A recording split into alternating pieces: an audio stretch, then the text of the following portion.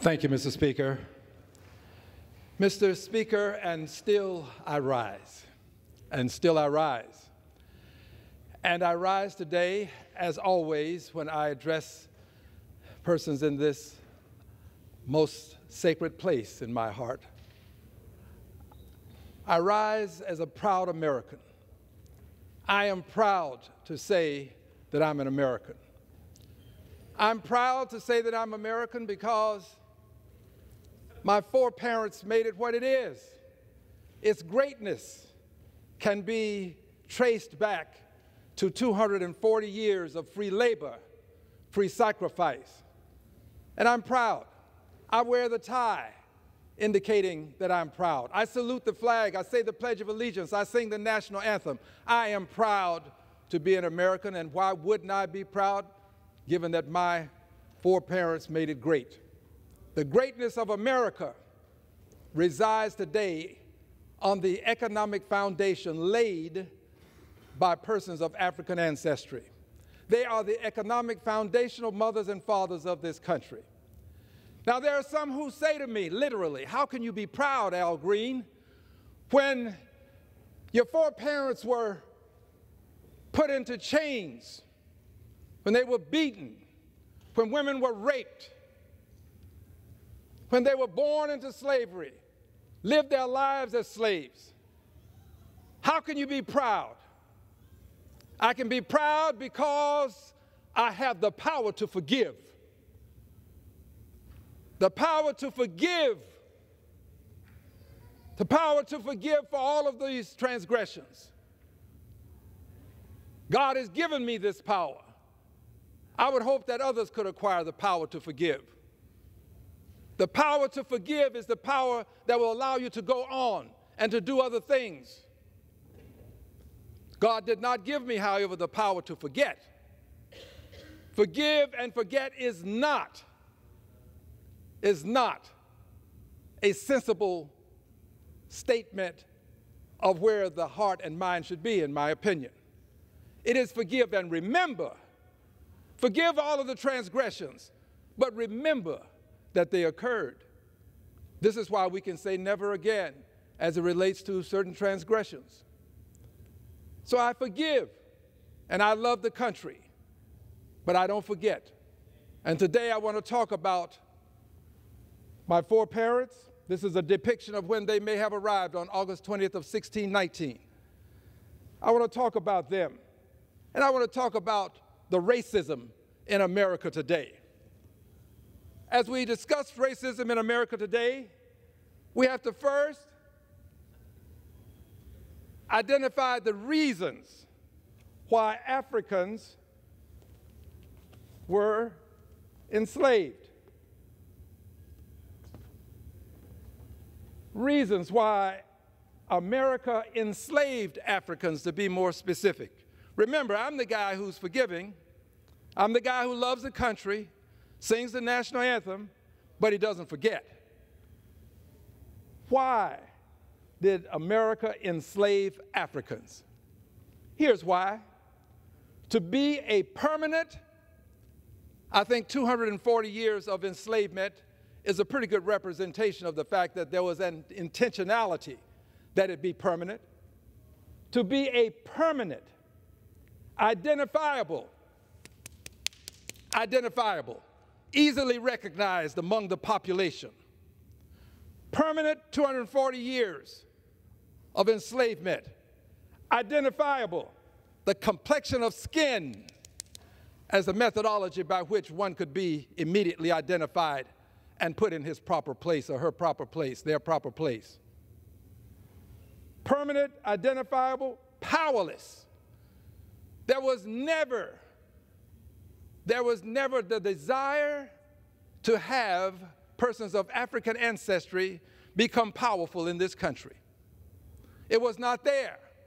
I'm talking about at the genesis of this, August 20th, 1619, when they were first introduced into the colonies. There was slavery in the country prior to this, but we're talking about when it was introduced into the colonies. Brought here to be a permanent, identifiable, powerless No power. The courts in this country actually recognized the fact that we were powerless. In Dred Scott, when the Chief Justice indicated that persons of African ancestry had no rights that a white person had to respect. Not in those exact words, but that's the exact meaning. Had no rights. Permanent, identifiable, powerless. Subservient. They were brought here to be servants, but not just servants in the sense of people who were to do the bidding of others, but to do so with a degree and a demeanor of servility. They had to be servile. Servile. Brought here to be a permanent, identifiable, powerless, subservient caste. Caste, not class. There's a distinction.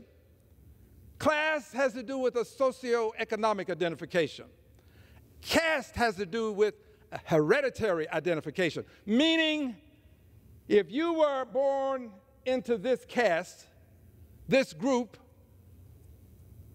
you were to be a slave. You were enslaved by birth. By definition at birth, you were enslaved. Permanently enslaved. Identifiably enslaved. Powerless as a slave. Subservient as a slave. Forever a slave as long as you lived. Reasons why America enslaved Africans to be a permanent, identifiable, powerless, subservient caste of people.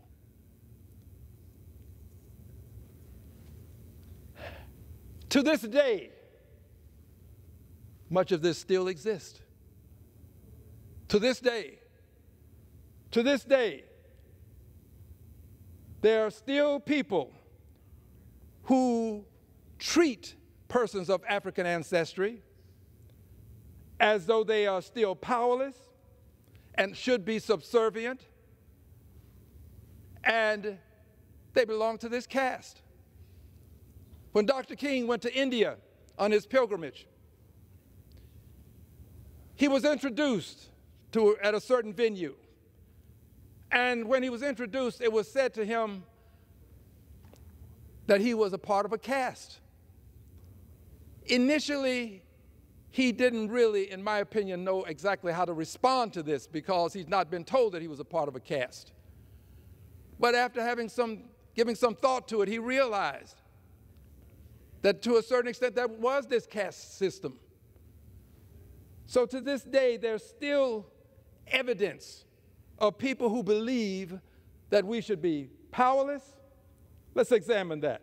We're obviously still identifiable, but still we should be powerless.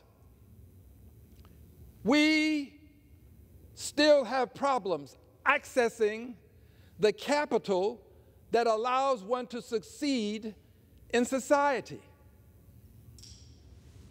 We have evidence, empirical evidence, evidencing the fact that persons of African ancestry who are eminently qualified can apply for a loan, and they will pay higher points for that loan. They will receive less sometimes than what they need. They will pay a higher interest rate than an Anglo who is less qualified. Empirical evidence. I sit on the Financial Services Committee. We've looked into these things. The empirical evidence exists. Still a desire, powerless. Now, some people would say, are you saying that there's a conspiracy? I don't think anybody had a grand meeting and decided, well, we'll just continue this caste system by making sure they remain powerless in society. I don't think that happened. I think that it has been inculcated into the culture. The 240 years of slavery, thereafter followed with black codes, convict leasing, Jim Crow laws, thereafter followed with lawful and legal segregation. Lawful and legal segregation until 1954, the Brown case. It hadn't been that long ago. In my lifetime, I suffered lawful, legal segregation. Thank God I have the power to forgive. Powerless. Intentionality. Powerless.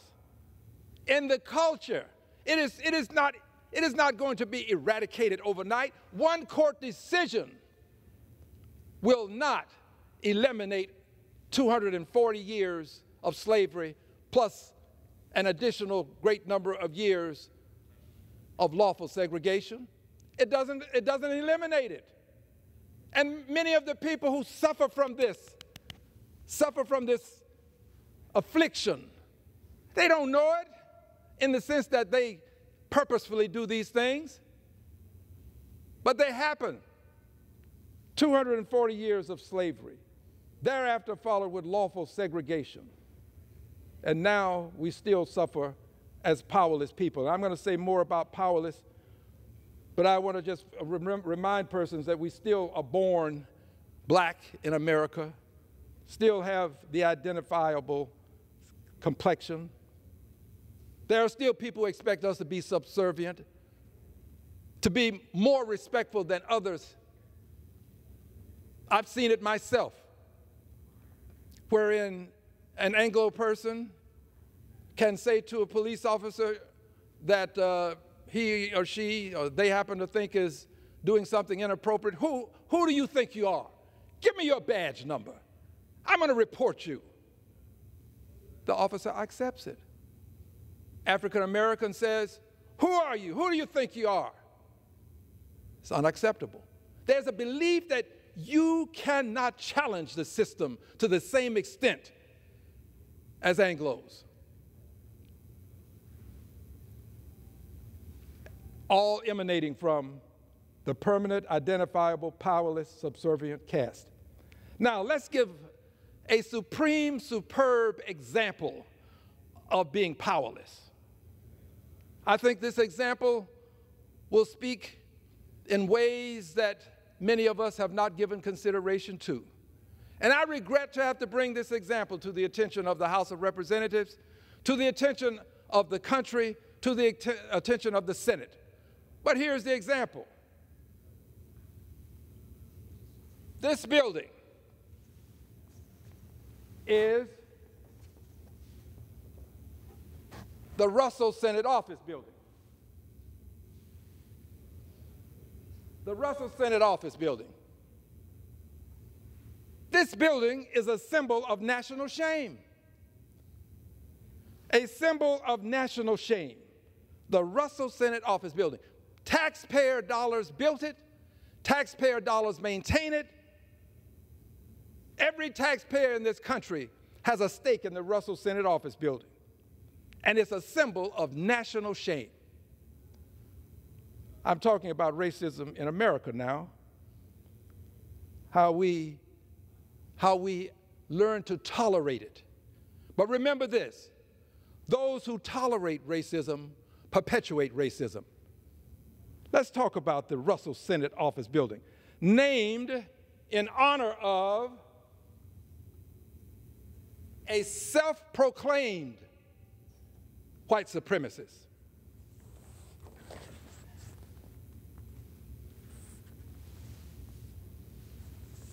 Self-proclaimed white supremacist. This is Brother Richard Russell, senator. I refer to every man as my brother. And if not my brother, according to the notable anthropologist, paleontologist L.S.B. Leakey, we're probably cousins. So we probably related in some way. But this is Mr. Richard Russell. Mr. Richard Russell is prominently displayed in this building. When you enter this building, you enter into a rotunda. This is where Mr. Richard Russell is prominently displayed, in the Russell Senate Office Building. You'll note at the top, we have styled this, we have captioned it, self-proclaimed white supremacists. This is Mr. Richard Russell, self-proclaimed white supremacists. This building is named in honor of Mr. Richard Russell, this man, the self-proclaimed white supremacist. He stands there today in the rotunda of the Richard Russell Office Building. Richard Russell. Now, why would I make an issue of this for you in talking about racism and enslavement? Well, here's why. Powerless. Remember, powerless. Powerless. This is the building.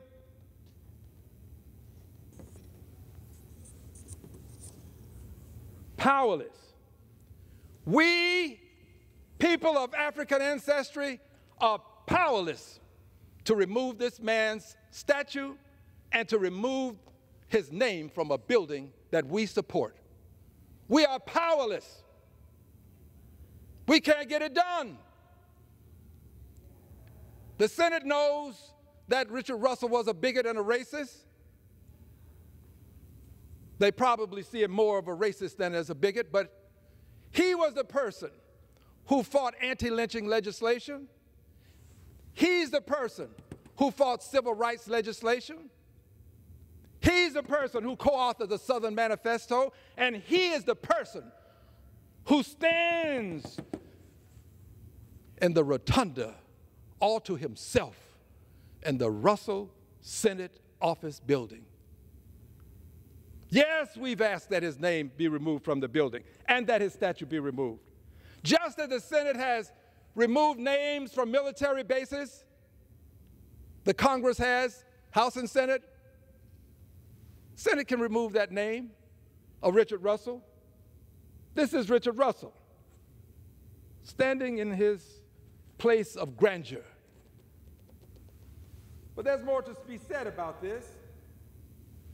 I would now like you to see a different view of the Russell statue, a different view. Your perch can sometimes influence what you see. I have shown you Mr. Russell up close. Now let's step back and take a look. Here is Mr. Russell, he's standing here. And by the way, I respect and I say Mr. Russell. There are people who would demean me for saying Mr. Russell. He was a former United States Senator. He was a bigot and a racist, but I still give him respect. So here's Mr. Russell. Now, let's put this here for just a moment.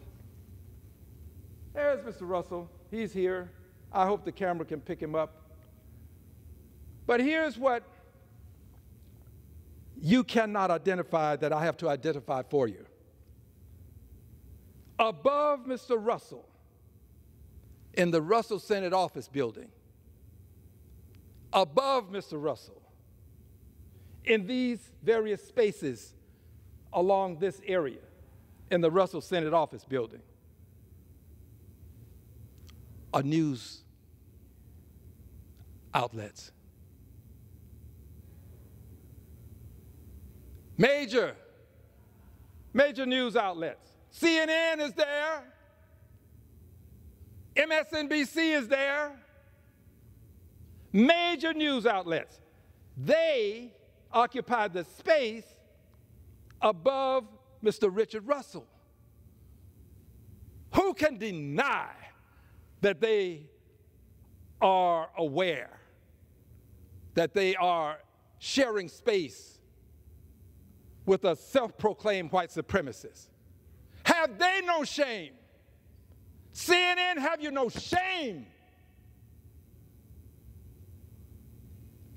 You fight against hate, and you house yourself above Richard Russell? Have you no shame, MSNBC? Have you no shame? The man's name shouldn't be on the building, his statue shouldn't be in the building, and you ought not be housed above him. The Richard Russell office building with Senator Russell in all of his glory, above his head, notable news sources, reporting the news, not reporting that Richard Russell is right beneath them, the racists. Remember now, those who tolerate racism perpetuate racism. All of these news sources, I just mentioned two, Fox is there too, all of them, they're there. And if one of them that I have called is not there, you let me know. I don't go over there. I haven't been over there. I'm a one-person protest. I don't go in the building. I respect myself too much to go there. I have dignity. I have respect for myself. I'm a sinner, but I'm not that much of a sinner. So those who tolerate this perpetuate it, tolerate this statue being there, they perpetuate it. So I'm saying it, CNN is perpetuating racism. MSNBC, you're perpetuating racism. Fox, you're perpetuating racism. I'm saying it, and I know that I'm powerless to do anything to you about it. You can stay there as long as you desire. Never report it, and it becomes a non-issue. You can stay there, and the world will remain as it is. There'll just be one member of Congress who came to the floor of the House of Representatives and had the courage to call you out. I know you won't get any airtime on CNN or MSNBC or Fox. You can't challenge the news media and tell them where they're wrong and expect them to allow you to be heard. That just doesn't work that way in this country, probably in very few countries in the world. You can't do it. So I understand that. I understand that I'm powerless. But I also understand that I can take a stand.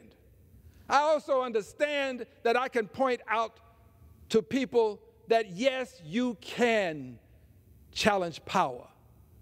Yes, you can be that person who speaks truth to power. Yes, you can do it, but here's what's even more important than speaking truth to power, and that is speaking truth about power. You see, to speak truth to power, you simply say, power, we have a problem, and we need to solve it. But when you speak truth about power, you say, power, CNN, MSNBC, Fox, we have a problem, and you're part of it. They're part of the problem. And there are others up there with them, but you're part of the problem. Richard Russell, a self-proclaimed white supremacist, in a rotunda all to himself. I know of no other rotunda that has a single person in it, if there may be one. And there you are, housing yourselves above him. Now, if I'm wrong, let me know I'm wrong, and I'll come back to this very podium, and I will extend an apology. I will do it. That's what, when you're wrong, that's what you do. So I'll come back, and I will extend an apology. So I ask you, CNN, I ask you, MSNBC, I ask you, Fox, tell me I'm wrong and that you're not reporting from above Richard Russell. Richard Russell. I'm talking about racism in America. I'm talking about how those who tolerate it perpetuate it. And I'm going to now talk about solutions. There are many solutions. Please don't take this as all-inclusive, but this is a necessary solution. Necessary solution to, as a matter of necessity, deal with how this has been inculcated into society such that these prominent news sources would tolerate this. There are some things that have to be done. They could be very beneficial in getting it done.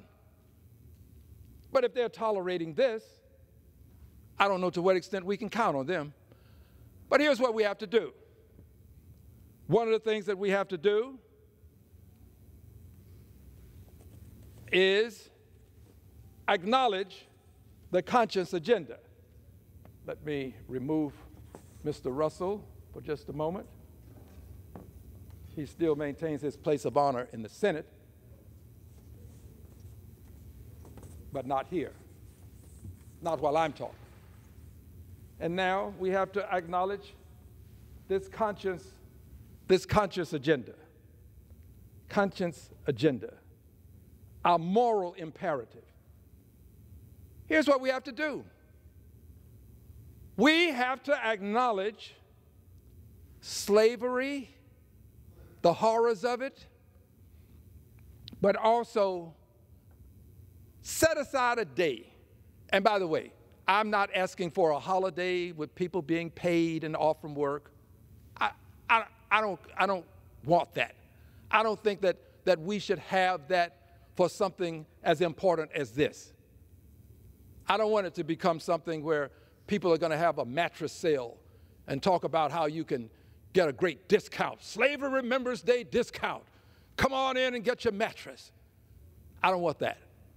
I just want people to understand that August 20th annually ought to be Slavery Remembrance Day. And I thank God that at least one prominent person has acknowledged it, and there are others that I'll mention very briefly, but this one, perhaps I'll reverse the order and let's do it this way. Mr. Steny Hoyer helped me to get legislation through the House recognizing Slavery Remembrance Day. Mr. Hoyer, I thank you. I'll never let history write you out. Thank you for what you did. Slavery Remembrance Day is important. We have Juneteenth, yes. Juneteenth is about celebrating freedom. When General Gordon Granger came into Galveston, Texas, and read General Order Number 3. That's worthy of celebrating. But this is about commemoration, not celebration. This is about commemorating those lives that suffered for some 240 years to make America great. 240 years of suffering, born into it in a caste system. Born into it, babies were slaves. Enslaved people is a more appropriate way to say it. Babies were enslaved human beings, grew up to become enslaved adolescents, went on to become enslaved adults, and thereafter died as enslaved human beings, lives devoted to making America great. No emolument accorded them.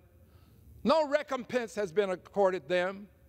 No consideration other than they had the necessities to remain alive so that they could continue to be enslaved persons who could produce a work product.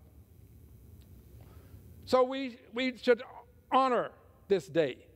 I'm proud of Senator Elizabeth Warren, who has helped to get this done, and she's working on the Senate to get the resolution through the Senate. The same Senate, by the way, same Senate that won't remove Richard Russell's name from the Russell Senate Office building. Same Senate that won't remove his statue from the rotunda that he happens to enjoy all to himself. But we have to have Slavery Remembrance Day. We should honor these economic foundational mothers and fathers on whose sacrifice America has become the great nation that it is. Built the capital. Yes, these folk, their hands helped to construct the very capital that we have here, helped to construct the White House, built the roads and the bridges, planted the seeds, harvested the crops, fed the nation. Yet, they're not properly recognized. In fact, this Congress did something that demeaned them. Here's what the Congress did, 1956. The Congress of the United States of America, the country I love, land of the free and home of the brave. The Congress of the United States of America awarded congressional gold medals to the enslavers. Congressional gold medals to Confederate soldiers. Nothing to the people who built, whose hands helped build the Capitol. Nothing to them, but to the enslavers, the persons who fought to maintain slavery. Remember, it was to be a permanent, we had to go to war. Thank God for Abraham Lincoln, had to go to war to deal with slavery. People died. What a tragedy it was. But that's what it took to eliminate slavery in this country. So we gave a congressional gold medal to the Confederates. Nothing to the persons who were enslaved. Well, we can remedy that. Remember now, I'm talking about things that we need to do to change the mindset that we have. And we need, I think this Congress should, award a congressional gold medal to the enslaved. I mean, that seems so easy to comprehend, but yet so hard for this Congress to do. To just acknowledge that these folk who suffered for 240 years, they ought to be acknowledged for what they did too, for what they did here, for what they did with the White House, for what they did for this country. A congressional gold medal for the enslaved. There's a resolution pending for such a thing to be done. But remember, powerless. Powerless. And we are shown to be powerless when something as simple as this can't be done. When something as simple as having a Slavery Remembrance Day where the Congress, meaning the House and the Senate and the President, acknowledges it. We have a Pearl Harbor remembrance. We have a 9/11 remembrance.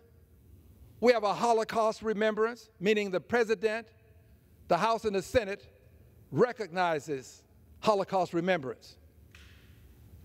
We don't have such a thing for the people who are the economic foundational mothers and fathers of this country. No slavery remembrance. Don't have it. That's because we are still powerless. We have some power. Yes, we are senators and we are in Congress and we've had a president and there's a vice president, but we are still shown that we cannot demand justice and get justice. There are people who would say, you're not asking for it properly. You have to be subservient. Be servile. And maybe you can get it then. We can't demand it and get it. I demand it. We ought to have Slavery Remembrance Day acknowledged by the House, the Senate, and the presidency, as well as a congressional gold medal accorded the enslaved. And then, I've talked about it, we need to remove Richard Russell's name from the Russell Senate Office building. I won't go into any great details in explaining that. I've gone through it clearly. And there's legislation for atonement that's pending. I won't go through that. But I do want to go to the last item on my agenda, which is number 5, and so that I may govern myself accordingly. Mr. Speaker, Mr. Speaker, if I may please, can you tell me how much time I have left? The gentleman has 26 minutes remaining. Thank you, Mr. Speaker. I want to talk now about the thing that I think will help not only with slavery remembrance, but also will help us with other issues that have not been resolved. And that is the establishment of a Department of Reconciliation. We have not reconciled, Mr. Speaker. We have not reconciled. We have not. There are chasms that exist that we cannot see, but that we can experience. We need to span the chasms that divide us. And to do so, we need to have a methodology by which it can be accomplished. And to have that methodology, we have to have a means in place. This would be the means by which the methodology could be enforced, put into motion, so that we can get reconciliation. Reconciliation. There ought to be in this country what we could not do after the war because President Johnson was more interested in the antebellum aspect of the war. He would have gone back if he could have, but he could only go so far. But he did limit forward movement. So we didn't get reconciliation. But we need a Department of Reconciliation with a Secretary of Reconciliation. A person who wakes up every morning with the mission of helping us to reconcile the differences in a very positive way, I might add, the differences that separate us, the chasms that we failed to span over the centuries. And remember now, slavery lasted for more than 2 centuries. It wasn't a 20-year event. That's why some of the aspects of the powerlessness are still inculcated into our society. But continuing here, so we need this Department of Reconciliation with a secretary and undersecretaries of reconciliation to deal with all of the invidious discrimination that has not been resolved. There are issues related to other persons that have not been resolved. One example would be the indigenous Americans, the first Americans. Their issues have not been resolved. These are the folk who suffered the Trail of Tears. These are the folk who suffered wars against them and made them the villains, defending their land, and they're the villains. We need to resolve this. The Department of Reconciliation would help us do this. It won't be done in a month, a week, a year or two, a decade. It's going to take time, but it's not going to be done without some structure. It's not going to be done with just a passage of time. It won't happen. Dr. King reminded us that it's not the passage of time that makes change. These are not his exact words, but rather what you do with time as it passes. What do you do with the time? If you don't make good use of it, the change won't take place. So we need this Department of Reconciliation, and we need a Secretary of Reconciliation, and we need undersecretaries of reconciliation, and we need a budget. I have proposed that the budget for this department be indexed, tied to, if you will, indexed, tied to the Defense Department's budget. Why the Defense Department's budget? Because we will always fund the Defense Department. And I think that we should have a budget that's indexed, tied to it. The money wouldn't come out of the Defense Department's budget. There would be money that would be the equivalent of some percentage, say 10% of what's in the Defense Department for a Department of Reconciliation, so that we can at some point, span the chasms that divide, separate, and prevent us from having the level of unity within our country that we richly deserve, given the great documents, the great founding documents of the country. All persons created equal, endowed by the Creator with certain inalienable rights, among them life, liberty, and the pursuit of happiness. Certain documents, the pledge, liberty and justice for all. So we need to do these things. And I am committed to getting these things done. I'm committed to Slavery Remembrance Day. I am committed. I stand alone sometimes with this commitment. It's an idea that I brought to this Congress, and I'm going to stay with it. Yes, I'm the progenitor of Slavery Remembrance Day. I'm going to stay with it. I'm not letting it go. The Congressional Gold Medal for the Enslaved, I will not let it go. Removing Mr. Russell's name, I will not let it go. Establishing a Department of Reconciliation, I won't let it go. The question is, will others find it within their hearts, their spirits, to take a similar stance? I pray that they will.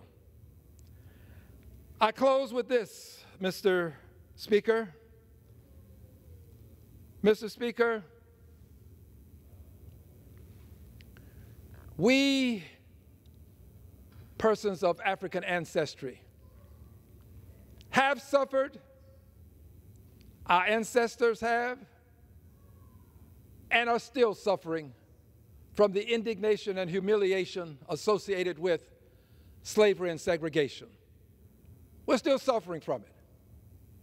We're still suffering from racism. There are people who would say, forget the racism. I'm not going to forget it, just as I would not want my Jewish brothers and sisters to forget the Holocaust. Don't forget the Holocaust.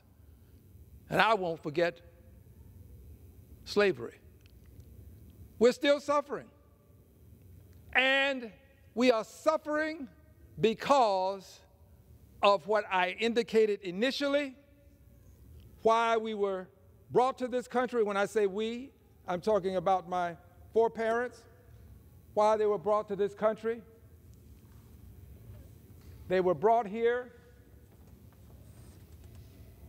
to be. They were brought here to be a permanent, remember, 240 years of slavery is evidence of it, centuries, identifiable. They wanted people of color because they could spot them easily.